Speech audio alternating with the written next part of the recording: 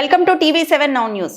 సాలూరు పట్టణం కమ్యూనిటీ హాల్లో ఏర్పాటు చేసిన అంతర్జాతీయ తల్లిపాల వారోత్సవాల్లో మంత్రి సంధ్యారాణి మాట్లాడుతూ బిడ్డ పుట్టిన గంటలోపు తల్లిపాలు పట్టడం వల్ల బిడ్డ ఆరోగ్యంగా ఉంటుందని, తల్లిపాలు ఎంతో శ్రేయస్కరమైనవని, అనేక పోషకాలతో పాటు విటమిన్లు ఉంటాయని, వీటి వల్ల బిడ్డకు వ్యాధుల నుండి వ్యాధి నిరోధక శక్తి లభిస్తుందని రాష్ట్ర మహిళా శిశు సంక్షేమ శాఖ, గిరిజన సంక్షేమ శాఖ మంత్రి గుమ్మిడి సంధ్యారాణి అన్నారు. బుధవారం సాలూరు కమ్యూనిటీ హాల్లో ఏర్పాటు చేసిన అంతర్జాతీయ తల్లిపాల వారోత్సవాల ముగింపు కార్యక్రమంలో మంత్రి పాల్గొన్నారు.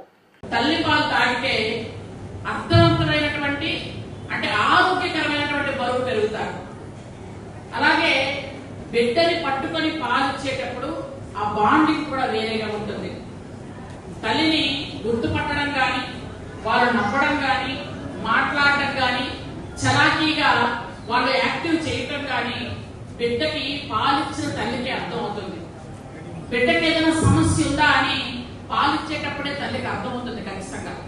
ఎందుకంటే ఆ బోసి నవ్వులు కానీ, వాళ్ళు చేసే కొంచెం చిన్న చిన్నవి ఆ కవలికలు కానీ మనకు అర్థం అవుతాయి. అప్పుడే బిడ్డకి వినిపిస్తుందా, వినిపించదా, మాట్లాడగలరా, మాట్లాడలేరా, లేదనుకుంటే బిడ్డ యాక్టివ్ గా ఉన్నారా లేదా, లేదా బిడ్డకి ఒంట్లో బాగుందా బాగాలేదని మనం పాలిచ్చినప్పుడే మనకు అర్థం అవుతుంది. చాలా మంది ఎందుకంటే కొంతమందికి బయట మిడిమిడి జ్ఞానంతో అవసరం లేదు, 4 నెలలు 5 నెలలు చాలు, తర్వాత ఇవ్వద్దు, తర్వాత పాలేకపోయినా పర్వాలేదని కొంతమంది ఈ చేతి ఏదైనా రాసేయడం. పిల్లలు ఒకసారి పాలు తాగడం దగ్గరికి వస్తే చేతి రాస్తాయి, ఎవరు ఏ పిల్లలు రాదు. అంటే అది మాత్రం నిజంగా తప్పు. ఎందుకంటే మనం ప్రెగ్నెంట్ సమయంలో మనం తీసుకునే ఫుడ్ ఇప్పుడులా కాదు.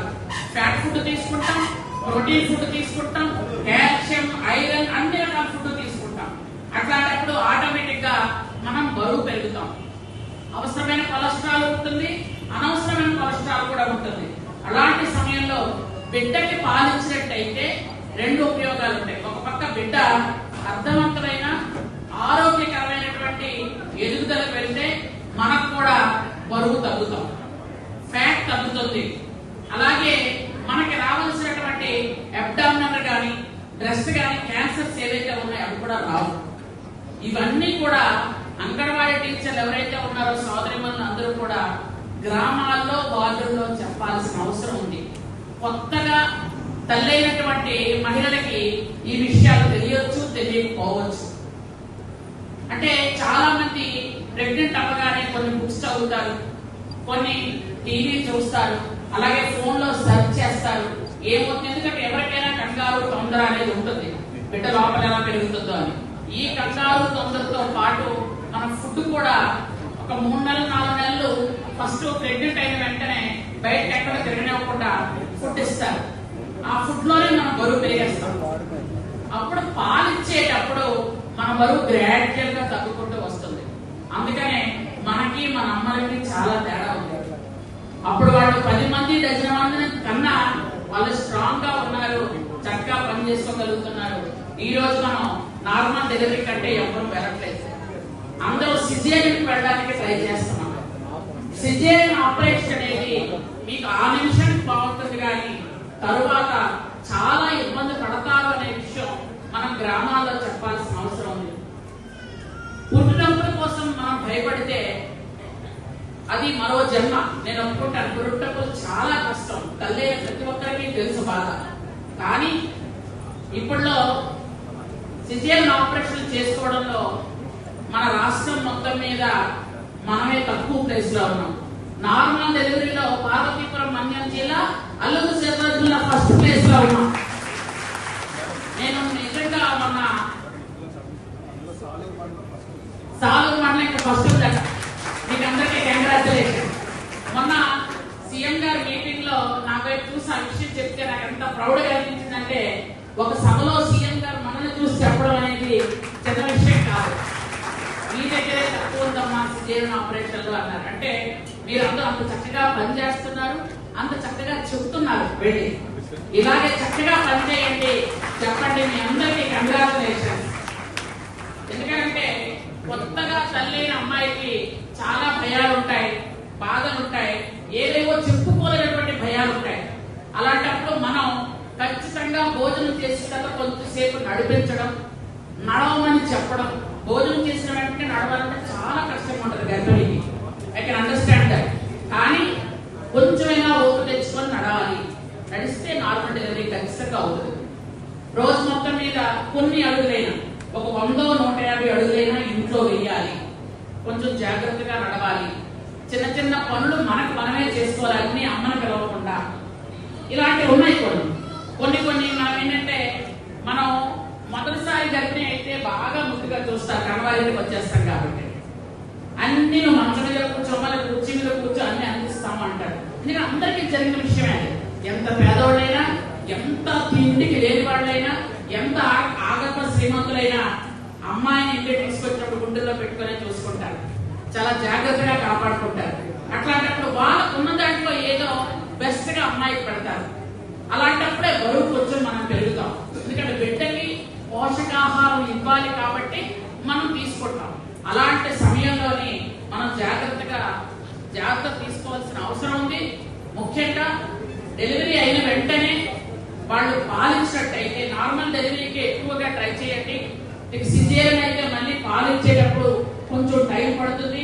అలాంటప్పుడు మళ్ళీ పాలు గడ్డకట్టడం ఇవన్నీ మన అందరికీ తెలిసిన విషయమే.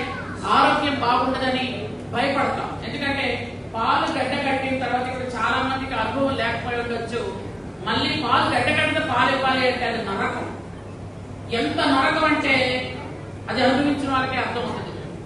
కాబట్టి అలాంటి పరిస్థితి వెళ్లకుండా పాలు గడ్డే కట్టే వరకు మనం ఆకుండా పాలు ఇచ్చుకుంటూ వెళ్ళాలి. అది పిల్లలకి చక్కటైనటువంటి ఆరోగ్యాన్ని సమకూరుస్తుంది. అలాగే ఇక్కడ కొంతమంది స్టూడెంట్స్ కూడా తీసుకొచ్చారు, చాలా సంతోషం. ఎందుకంటే కాబోయే తల్లులు కూడా మీరు ఇంటర్మీడియట్ చదువుతున్నారా, డిగ్రీ చదువుతున్నారా? Very good. ఎందుకంటే నేను ఇక్కడ కూర్చున్నటువంటి అందరికీ కూడా 2 విషయాలు చెప్పాలి. ఎందుకంటే తల్లిపాలు వారోత్సవాలైనా మనం మహిళలు అందరం, మహిళలకు సంబంధించి కొన్ని మనం చెప్పుకోవాలి. మీరు అంగన్వాడీ సెంటర్స్ లో మన రాష్ట్రం మొత్తం మీద 55,607 సెంటర్లు ఉన్నాయి స్టేట్ మొత్తం మీద. అయితే ఈ మొత్తం అంగన్వాడీ సెంటర్స్ అన్నింటిలో కూడా మనం గుడ్ టచ్ బ్యాడ్ టచ్ పిల్లలకు ఖచ్చితంగా చెప్పాలి.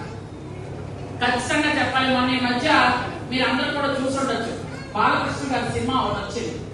ఆ సినిమాకి మనకు అవార్డు కూడా వచ్చినట్టుంది. దేనికి వచ్చిందో తెలుసా అవార్డు? కేవలం ఆడపిల్లను పెంచే పద్ధతి బట్టి ఆ సినిమాకి అవార్డు వచ్చింది.